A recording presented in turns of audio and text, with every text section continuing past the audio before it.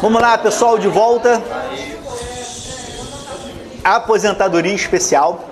Estamos analisando os agentes nocivos físicos e agora nós vamos analisar o ruído. Vamos analisar o ruído. O ruído que é o campeão dos agentes nocivos, aquele que mais aparece, aquele que mais gera aposentadoria especial e que muita gente às vezes acha que é frescura, né? Muito engraçado. O que tem que trabalhar com barulhinho e tal, aquela coisa assim. A gente precisa entender um pouco mais essa questão do ruído. E para que a gente entenda o posicionamento jurisprudencial da matéria, a gente tem que voltar a falar algo que eu estou afirmando aqui várias vezes ao longo da aula de hoje, que é a determinação do nível de tolerância de um agente nocivo não é apenas uma decisão médica, é também uma decisão política. Tá? A sociedade avalia a partir de que momento nós podemos submeter aquele trabalhador a um grau de sacrifício. Tá?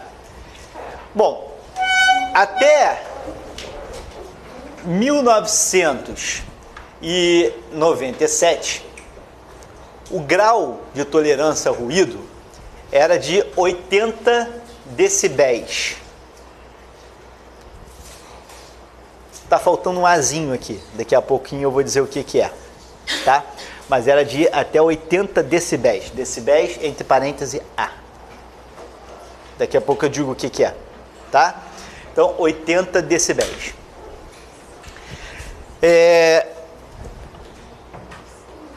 A partir do dia seguinte, 6 de março de 97, se considerou que 80 decibéis era muito baixo e se elevou para 90 decibéis. E aí ficou valendo 90 decibéis até 18 de novembro de 2003. Tá? A partir de 19 de novembro de 2003 é o que nós temos hoje. 85 decibéis. Tá? 85 decibéis. Durante algum período, a jurisprudência majoritária, tá, contrariou o que o INSS estava decidindo, afirmando que, na verdade, a gente tem que olhar o seguinte: se hoje a gente considera 85 decibéis como o nível de tolerância, não é possível que nesse período de 97 a 2003, quem trabalhou com 90 decibéis, só quem trabalhou com 90, acima de 90 decibéis é que teria direito à aposentadoria especial.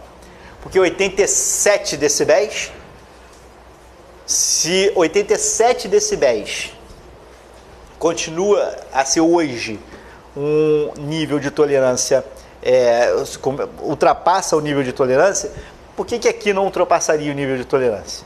Né? Então, durante um determinado tempo, a jurisprudência ficou dividida, mas o entendimento majoritário era o seguinte: até 97, 80 decibéis, e de 97 para frente a gente aplica o 85 decibéis, porque é o que é hoje reconhecido como nocivo à saúde. Só que quando esse tema chegou no STJ, o STJ se posicionou de uma outra maneira. Tá? Inclusive, a TNU tinha súmula nesse sentido que eu estou falando. Ela revogou, alterou a súmula e aí segue o STJ hoje. Na verdade, aqui a gente vai usar o bom e velho tempus regit actum. Tá? O nível de tolerância admitido é aquele vigente no momento em que o serviço foi prestado. Então não tem jeito, você vai ter que olhar até 97 qual era o nível, até entre 97 e 2003 e a partir de 2003 o nível de tolerância.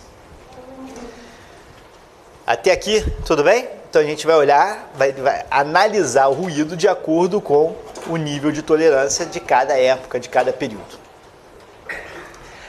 A questão toda é que quando a gente fala de ruído, a gente está falando de um agente nocivo que é bastante complexo e difícil de analisar. Tá? Por vários motivos. Primeiro, porque quando a gente fala de ruído, dificilmente a gente tem um ruído que vai manter o mesmo grau de intensidade o tempo todo. Vejam, eu estou falando de ruídos constantes, nem estou falando de ruídos que ocorrem pontualmente. O ruído é constante, mas há uma modulação desse ruído, né?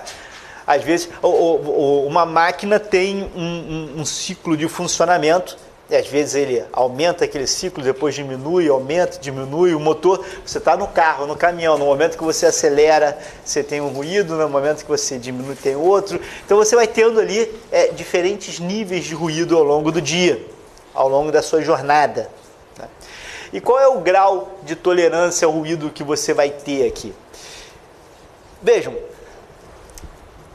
o ruído, como eu já disse no primeiro bloco, ele na verdade é a pressão que a gente exerce no ar. Quando a gente fala de ruído, como é que os nossos ouvidos captam o som? Na verdade, os nossos ouvidos captam o som pela pressão que chega aqui. Quando eu falo, está chegando até vocês, né? Porque eu estou vibrando o ar com as minhas cordas vocais e o som está chegando aqui para vocês do presencial. Pessoal de casa, a vibração está vindo do alto-falante, do computador, do celular, do headphone. E aí, essa vibração chega no nosso aparelho auditivo e o nosso aparelho auditivo, então, vai ali traduzir essa vibração em sons. Né? O nosso cérebro depois pega essa mensagem e traduz em algum significado. Então, na verdade, quando você mede o ruído, você está medindo pressão. Tá? Só que para a gente conseguir transformar essa medida de pressão em algo mais fácil da gente conseguir visualizar na análise do ruído, se criou a medida decibel. Bel, que vem de Graham-Bell, tá? Então, decibel. Você vai falar, veja que Bell, né? Você vai medir ali, traduzindo dessa força de pressão para uma medida que é o decibel, tá? Ora, quando você faz essa medição, você tem algumas variações. Por quê? Você está medindo a pressão que aquilo causa.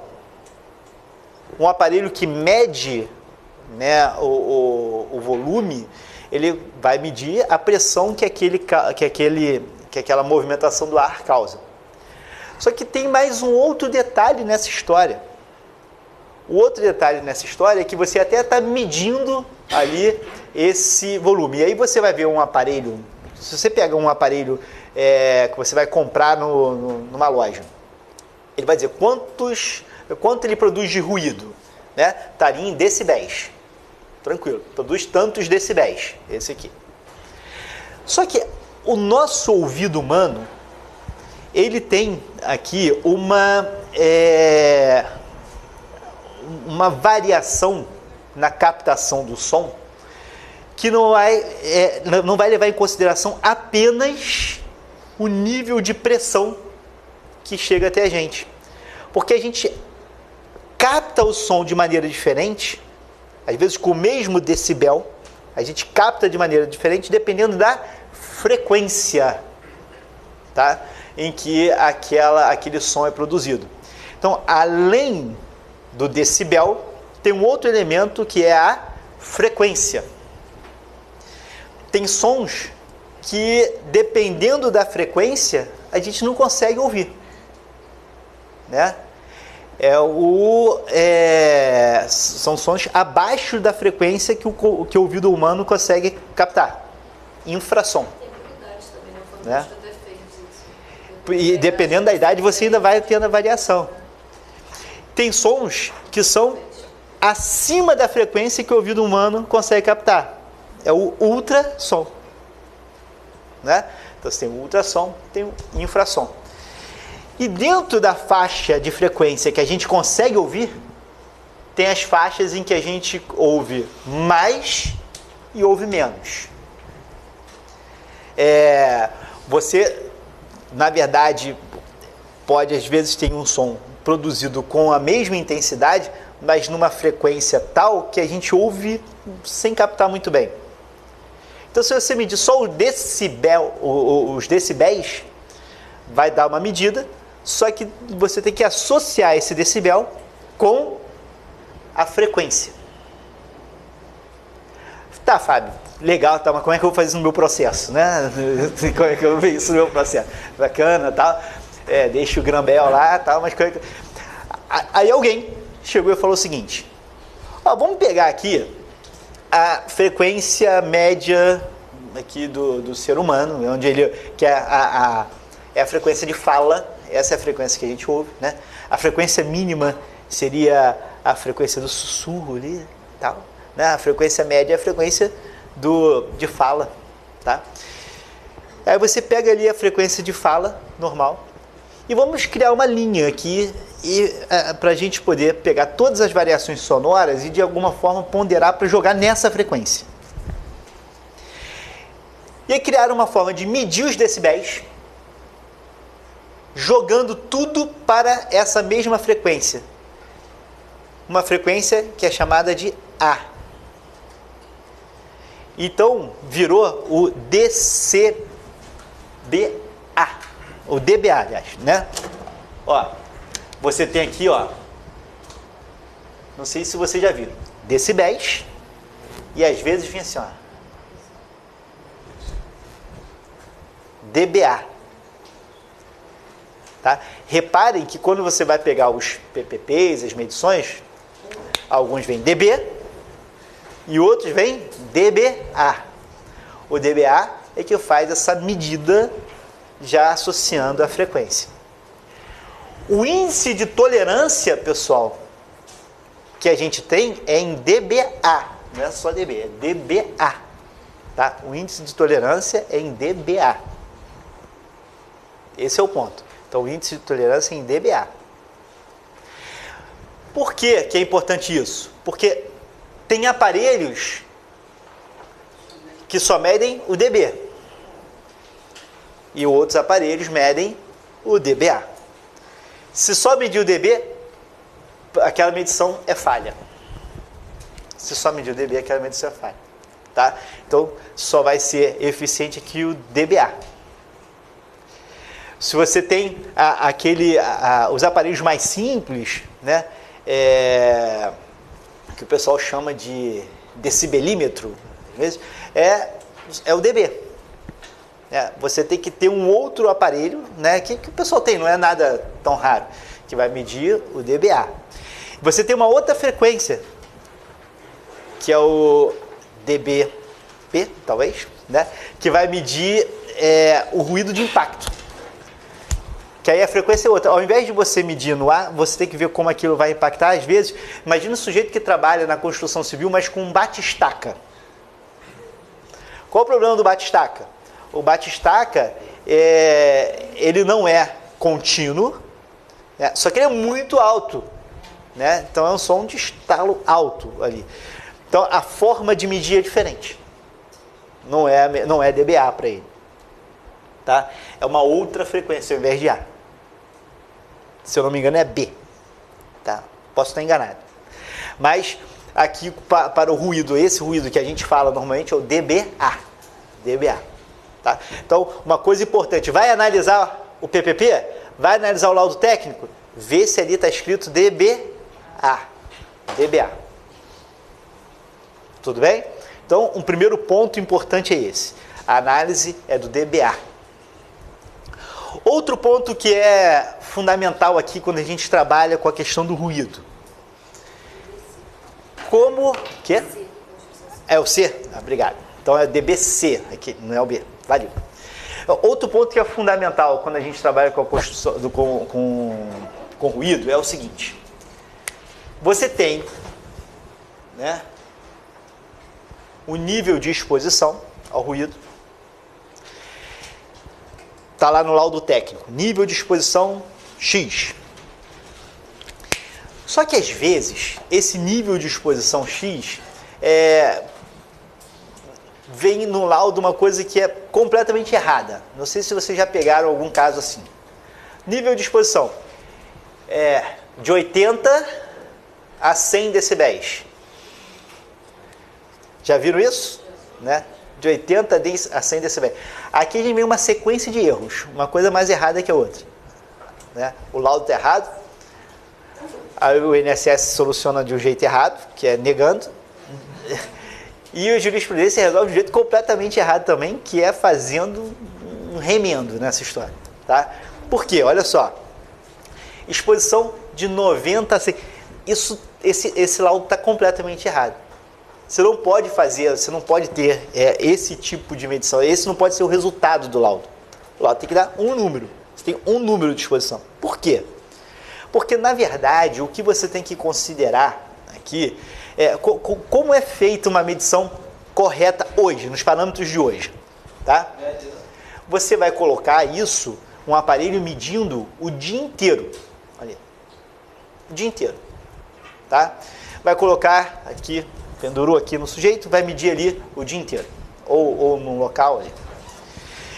E é claro que durante o dia você tem variações no ruído. E no final você tem que chegar no valor médio de exposição. Mas é uma média ponderada. Porque se você passou ali, o barulho é assim, ó, ficou o tempo todo a 90 e poucos decibéis. Aí chegou um momento que a máquina desarmou, ficou 5 minutos desarmada, aí o silêncio, tá? 60 decibéis. Tá? Aí depois armou de novo, ficou lá mais horas a 90 decibéis. Se você faz uma média, qual o mínimo? 60. Qual o máximo? 90. Somos 2, divide por 2, né? Isso é absurdo, mas é o que está sendo feito pelos tribunais. Né? E isso é uma coisa completamente equivocada. Completamente equivocada. Para um lado e para o outro, né? Pode prejudicar o INSS ou prejudicar o segurado, porque você pode trabalhou o tempo todo em silêncio, aí tem um momento que é na hora que liga a turbina lá, pum, aí você faz a média. Ou seja, não é assim. Está tudo errado. O que a gente tem que fazer? Qual é a forma correta? Né? Vai medir o ruído todo e a média que vai ser calculada é a média ponderada. Tá? Qual é o resultado final ali? E você joga isso ainda, você precisa medir efetivamente as 8 horas de ruído, ali, ficar lá o sujeito segurando o negócio 8 horas ali, não precisa. Tá? O que você pode fazer? Você mede uma parte e você pode projetar aquilo para as 8 horas. Então o nível de ruído hoje, 85 dBA para 8 horas de trabalho. 85 dBA para 8 horas de trabalho. Mas eu não trabalho 8 horas. Eu trabalho menos, mas tem um ruído maior. O que vai ser medido para você é o nível de ruído para 8 horas de trabalho. Então, se você trabalha menos tempo com exposição, mas está com um nível de ruído mais elevado, o que vai acontecer ali é que na hora que for jogar para 8 horas, aquele nível de ruído vai ser ponderado. E sempre o que você vai medir é qual o nível de ruído que ele trabalha, considerando 8 horas de trabalho. Mas eu não trabalho às 8 horas. Não interessa, a medição é considerando 85 para 8 horas de trabalho. 85 dBA para 8 horas de trabalho. Aí você faz essa modulação, né? Você vai ter um índice, nível de exposição aqui já modulado aqui. NEM. Tem NEM? Né? Então o INSS fala, tem NEM? O que é NEM? Né? NEM. Então você está ali, esse nível de exposição já ajustado para 8 horas. Tá? Nível de exposição já ajustado para 8 horas.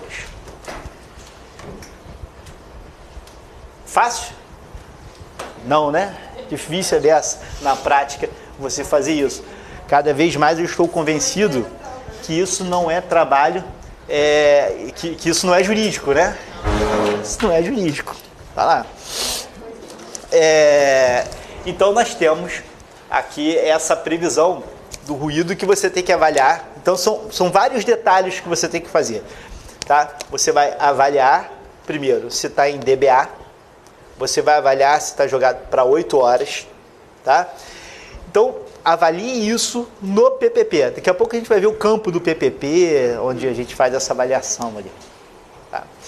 Outro dado importante aqui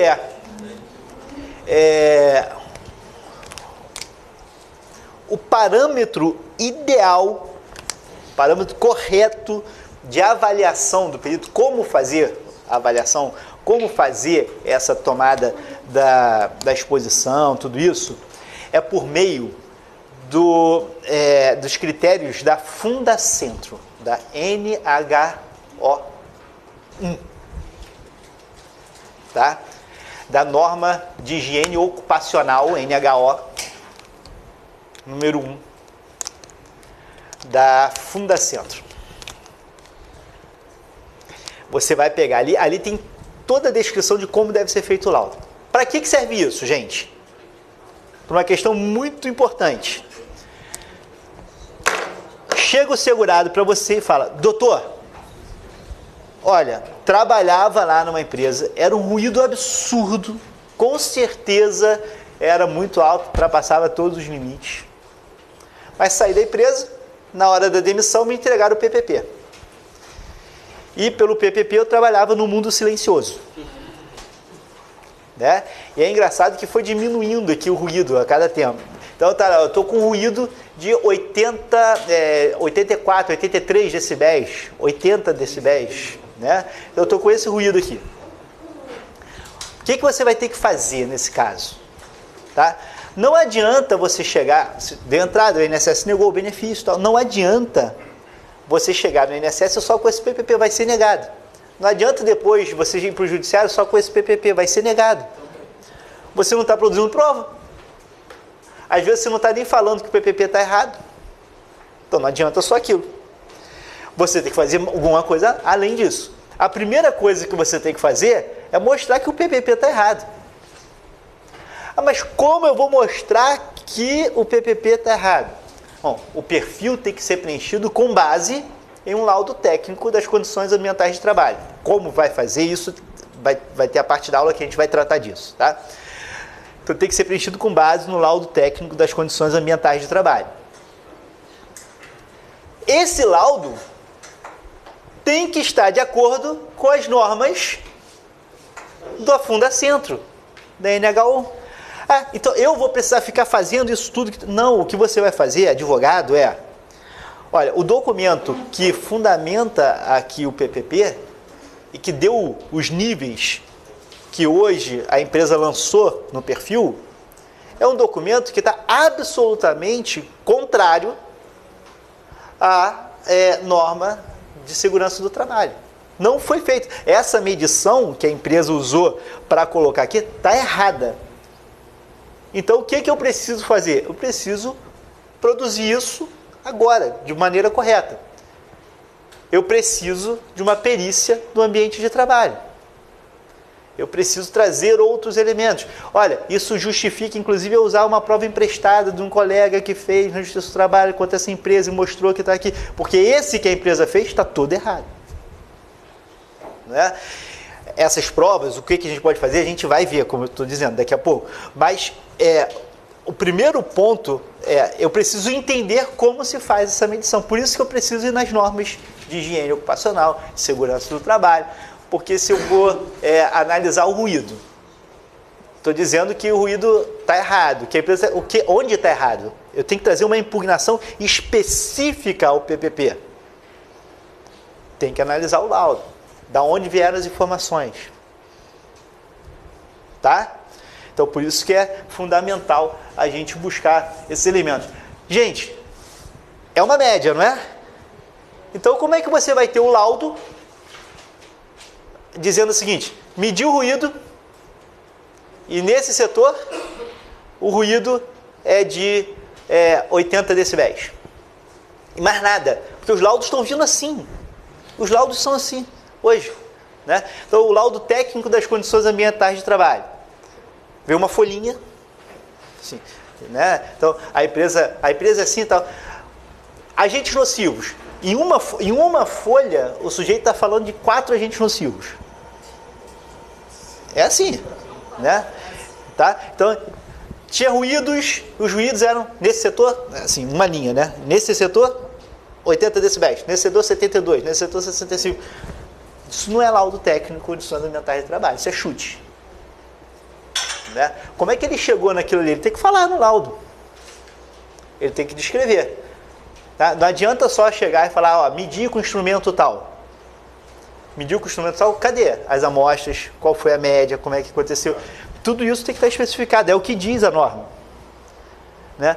Agora, se você chega, olha a diferença. Você chega e fala, INSS negou meu benefício, tal, o juiz em ação, o juiz indeferiu. O que foi alegado? Foi alegado assim, o PPP está todo errado e eu quero aposentadoria especial. Vai continuar sendo improcedente, sinto muito. Né? Você tem que dizer, está errado aonde? O que está errado? Por que está errado? O que aconteceu? É ônus do segurado trazer essa informação, trazer essa impugnação. Ah, mas é difícil conseguir o laudo técnico. Eu sei que é, mas aí o que você vai fazer? Vai negar, vai pedir a intimação da empresa para que traga o laudo técnico, vai provar que você tentou conseguir o laudo técnico, não conseguiu, vai pedir ao juiz para quem tinha a empresa trazer o laudo técnico, vai ver se já tem algum banco de dados, de algum banco de laudos aqui, acesso àquele laudo técnico. Tudo isso é fundamental. Tá? Então não dá para entrar com a ação de aposentadoria especial simplesmente conforme prova dos autos. Isso é roubada. Para isso, o segurado não precisava de advogado, né?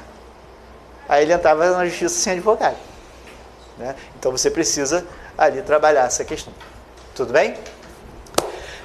Bom, alguns outros dados aqui sobre a atividade com exposição a ruído, né? Olha só, essa questão da média, às vezes, aí você também tem que trabalhar com o que tem, né? Com o que existe. A TNU, a Turma Nacional de Uniformização, é um absurdo, está errado, mas ela usa a média aritmética simples. Tá? Esse jeito, pega o máximo, pega o mínimo, divide por 2. Ela usa isso quando você não tem a média ponderada. E aí a gente precisa saber que isso acontece. Então, olha só, precedente da TNU. Tá? Pedido de uniformização, previdenciário, atividade especial, ruído, níveis variados, não apuração em média ponderada, média aritmética simples. Tá? Afastamento da técnica de picos de ruído, precedentes da TNU. Incidência da questão de ordem número 22, tal. Ó. Ratificar a tese de que, em se tratando de agente nocivo ruído com exposição a níveis variados, sem indicação da média ponderada, deve ser realizado pela média aritmética simples, afastando-se a técnica de picos de ruído. Determinar o retorno à turma. O que seria a técnica de picos de ruído? Né? Na verdade, isso é quando você não consegue saber qual é, você não calculou a média ponderada. Antigamente, quando você não tinha tanta exigência na produção do laudo, o que você tinha que fazer? Você tinha que medir durante as várias etapas do dia e depois na mão, né, não tinha esse maquinário, então na mão você ia fazendo a média ponderada. Tantas horas com esse ruído, tantas horas com esse ruído, tantas horas com aquele, ponderar, para chegar no valor final. No mínimo isso. Quando isso não é feito, não foi feito, você teria duas alternativas. Ou você calcula a média aritmética simples, que é o que a TNU está fazendo, e que não reflete minimamente o que está acontecendo. Ou você pegaria o pico de ruído, a situação mais gravosa para o segurado. Me parece que todas as duas são ruins, tá? Mas pelo menos a do pico de ruído, você está considerando a situação mais gravosa para o segurado e ele viveu aquela exposição. Né? Se a empresa não demonstrou Se o INSS não fiscalizou e tem a comprovação de que em algum momento ele se submeteu a um ruído de 100 decibéis, você deveria considerar o pico de ruído aqui como elemento capaz de fazer com que você identifique o direito à aposentadoria especial. Né? Pelo menos você pega a situação mais gravosa para o segurado. Mas não é o que prevalece, tá? Então o esforço que tem que ser feito vamos produzir prova eficiente.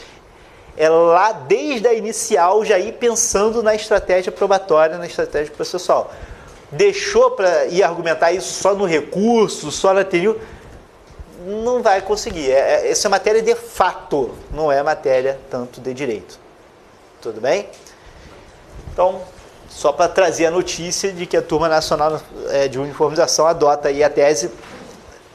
Vejam, só se não puder fazer a média ponderada, não conseguiu a média ponderada, a última alternativa trazida pela jurisprudência aqui é a média aritmética simples. Isso para confrontar no PPP, no Justiça do Trabalho, pode ser, você pode discutir na federal, pode discutir também na Justiça do Trabalho, tá? Você pode trazer as duas coisas. A gente vai discutir a impugnação em PPP já, tá? Mas você tem como fazer na Justiça do Trabalho e tem como fazer na Justiça Federal, tá? Aí são estratégias diferentes, tá? Muito bem. Então, deixa só antes da gente passar para os agentes químicos, só trazer uma outra questão importante aqui, que é a seguinte.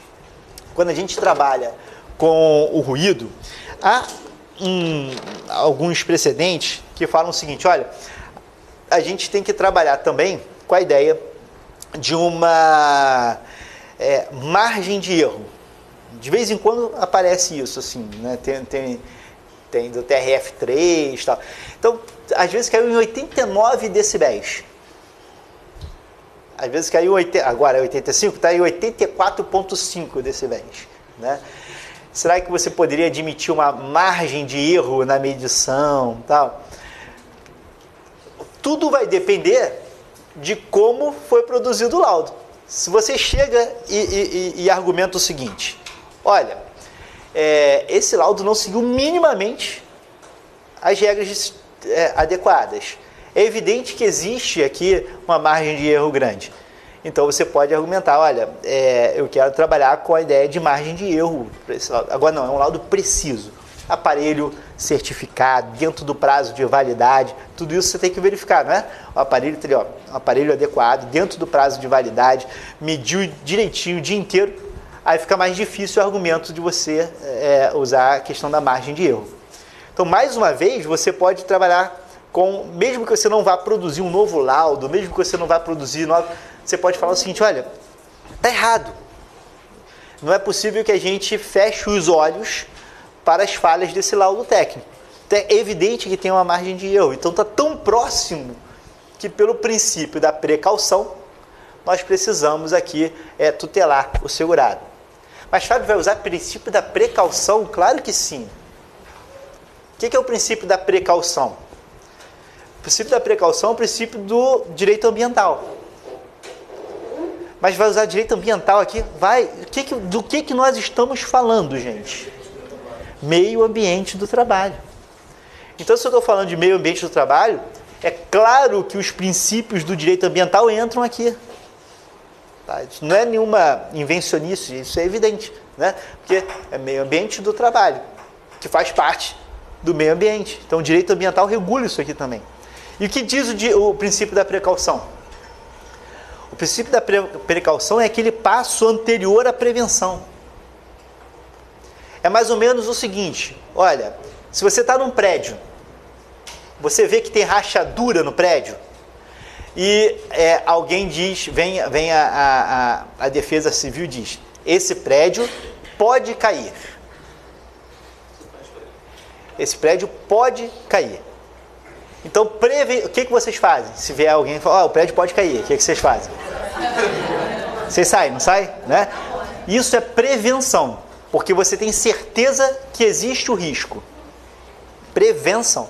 Você tem certeza que existe o risco e você vai se prevenir contra esse risco. Agora, vamos supor que a Defesa Civil vem aqui e diga, ó, teve um outro prédio que caiu ali e tal, a gente não sabe se abalou ou não essa estrutura. Pode ser que não exista risco algum, pode ser que esteja tudo certinho, mas eu não consigo afirmar. Tá? Então, a precaução é o passo antes. A prevenção, você sabe que existe risco. É claro, é um risco, você não sabe se vai cair ou não sabe se vai acontecer, é um risco. A precaução, o princípio da precaução é um nível a mais de segurança. Ele fala o seguinte, olha, eu não sei se existe o risco, pode ser que não exista nem o risco, pode ser que assim, seja preocupação boba, à toa, mas eu não posso afirmar que não existe o risco. No direito ambiental, o princípio da precaução exige que a gente atue. Até porque, faço a mesma pergunta para vocês. Se vem a Defesa Civil e diz o seguinte, não sei se existe o risco, mas não posso descartar, o que vocês fariam? Também sairíamos, não é? Também sairíamos.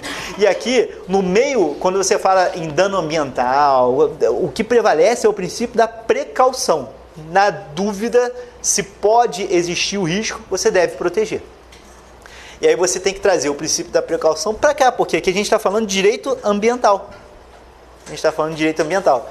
Então, vejam, eu estou trabalhando aqui com uma lógica em que o laudo está falho, mas dá uma boa indicação.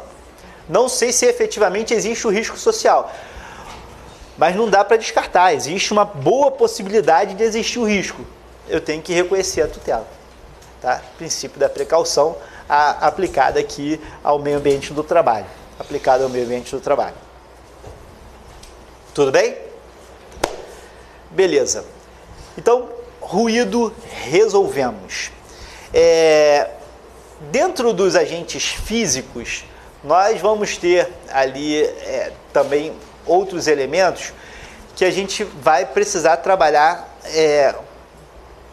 com alguma frequência. Você vai ter, por exemplo, trepidação.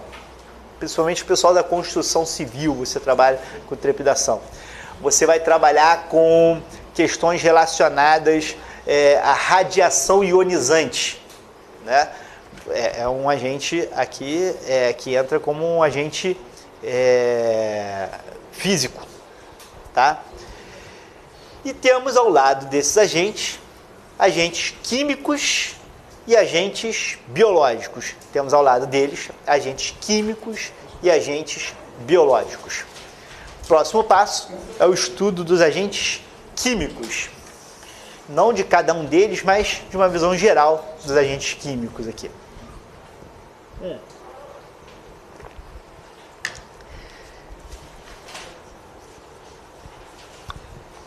Quando a gente trabalha com os agentes químicos,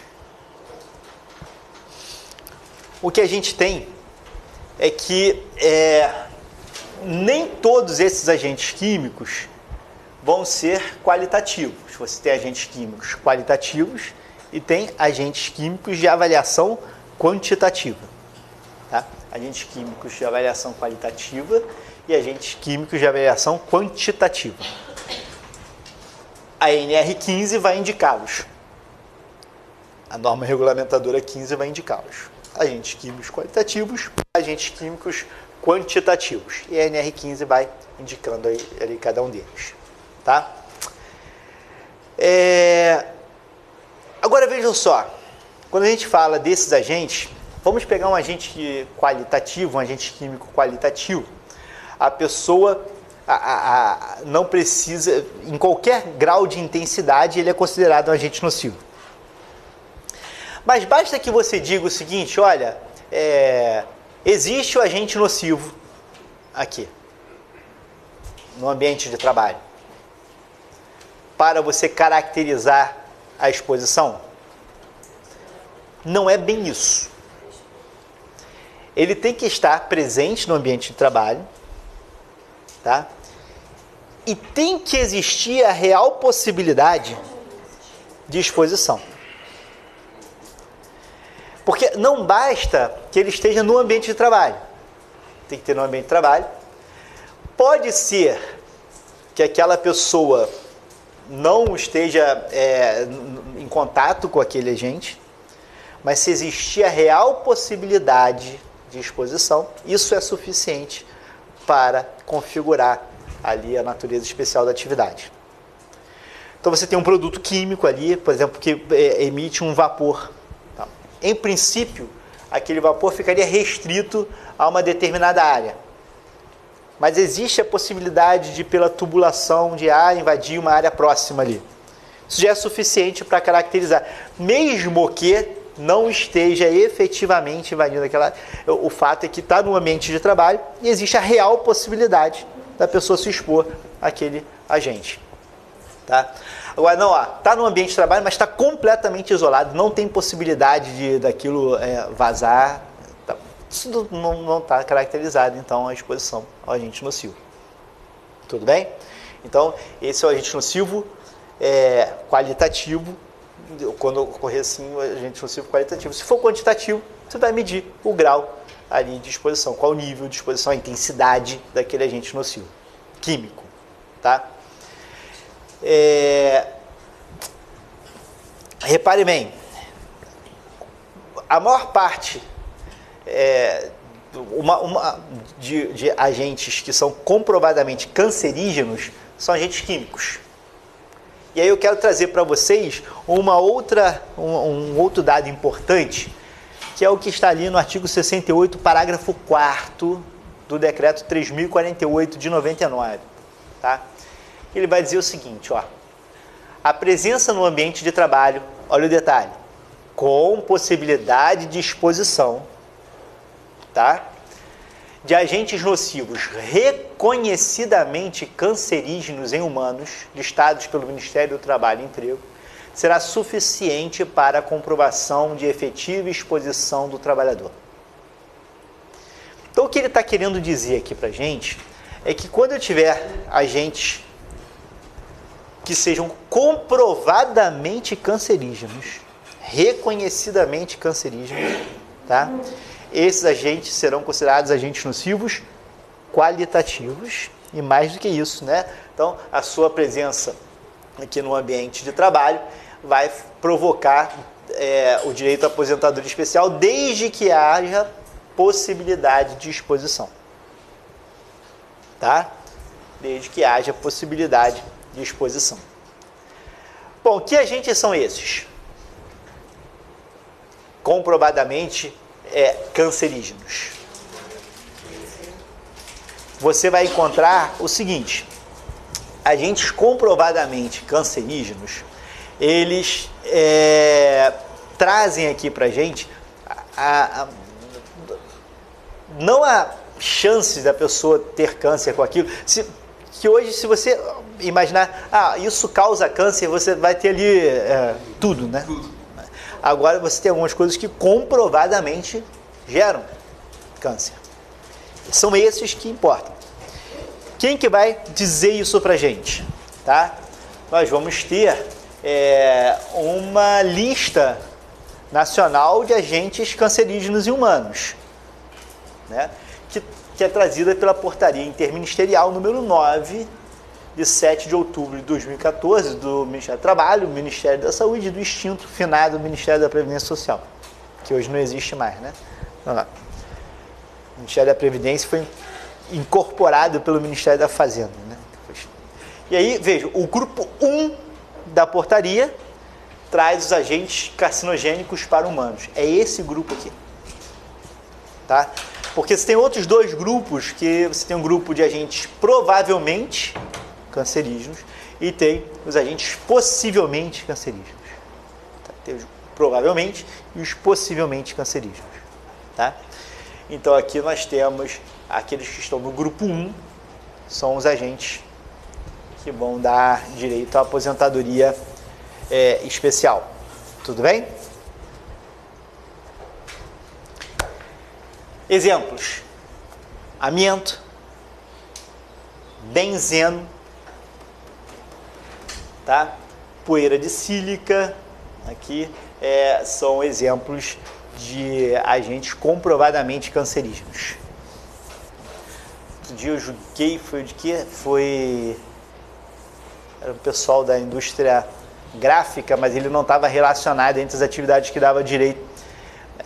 Esqueci agora qual foi. Que estava ali na relação também de agentes comprovadamente cancerígenos.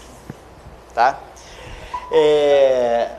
Apesar do benzeno estar aqui, há muita resistência na concessão de aposentadoria especial por causa do benzeno, né?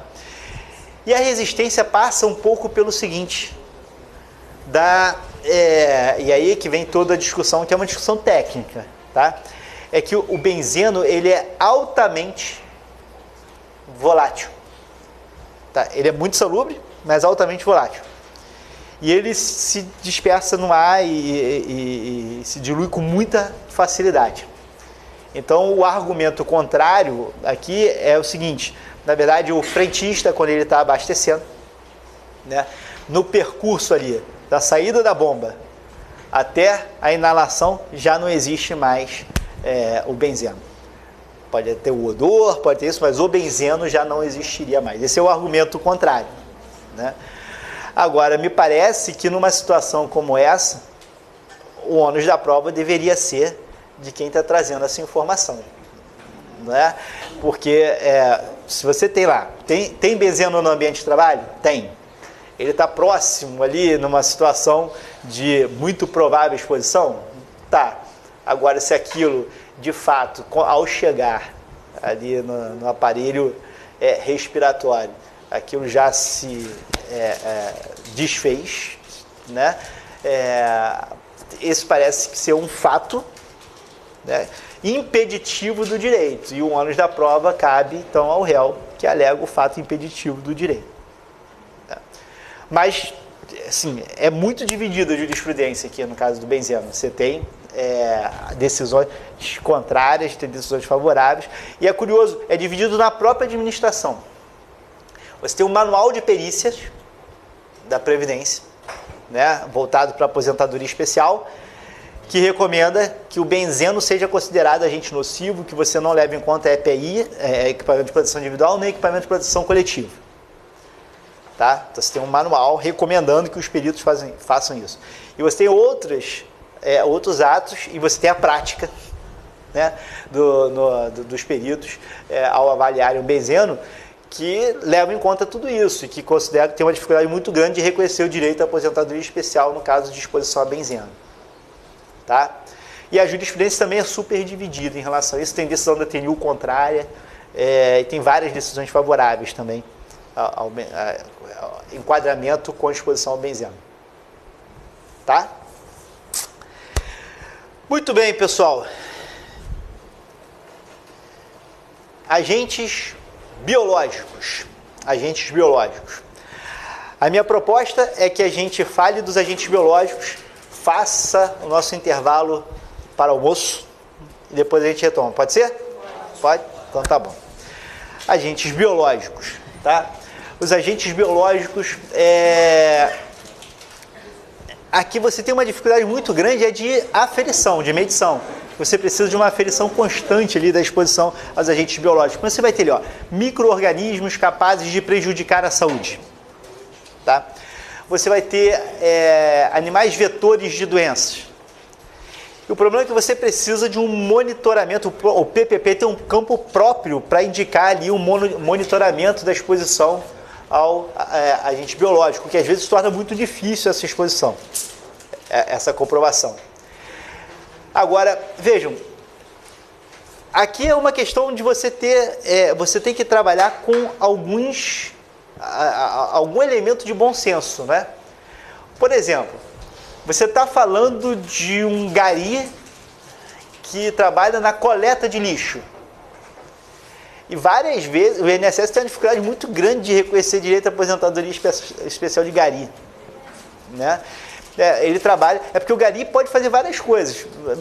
Eu acho que quase em todas elas ele está exposto a gente nocivo. Mas às vezes, quando você fala do gari que trabalha na coleta de lixo, é muito evidente, né? Ali, principalmente a exposição. Então, às vezes você tem que ter um pouco desse bom senso ali. A gente está procurando fazer isso.